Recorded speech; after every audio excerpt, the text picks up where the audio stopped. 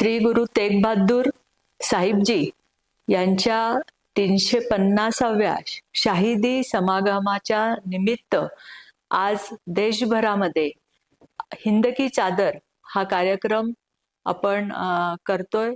माननीय मुख्यमंत्री देवेंद्रजी फडणवीस यांनी महाराष्ट्रामध्ये गुरु तेग बहादूर साहिबजीचा संदेश तळागाळापर्यंत पोहोचवावा या उद्देशाने महाराष्ट्रामध्ये आपण नांदेड, नवी मुंबई आणि नागपूर या 3 ठिकाणी हिंद की चादरचा मोठ्या प्रमाणामध्ये कार्यक्रम करतोय।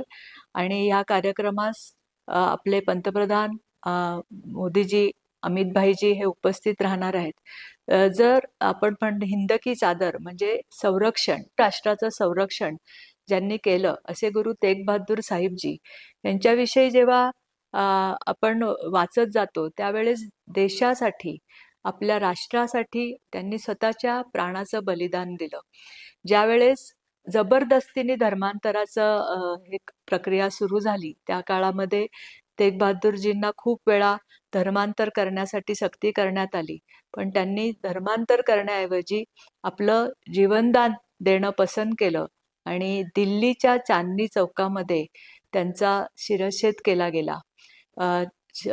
बाबा तेग बहादूरजी हे 9वे धर्मगुरू होते। आपण बघितलं की मधल्या काळामध्ये गुरु परंपरा खंडित होण्याकडे चालली असताना बाबा माखनशाह लबाना हे जेव्हा सगळीकडे फिरत होते की येणारे गुरु कोण असावेत, त्यावेळेस त्यांनी गुरु तेग बहादूरांना बघितलं आणि ते म्हणले की गुरु लाधोरे म्हणजे गुरु मिळाला आणि गुरु तेग बहादूरजी हे 9वे धर्मगुरू झाले।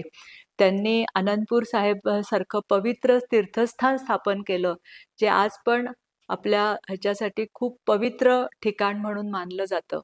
त्यांची एकच शिकवण होती की राष्ट्र मोठं आहे आणि प्रत्येकाने आपलं कर्तव्य करताना शांतीचा संदेश पण दिला पाहिजे। हे एक संदेश त्यांनी जगभरामध्ये पोचवला। अशा गुरु तेग बहादूर साहिबजींच्या 350व्या शाहिदी समागमानिमित्त मी त्यांना प्रणाम करते। धन्यवाद। जय हिंद, जय महाराष्ट्र।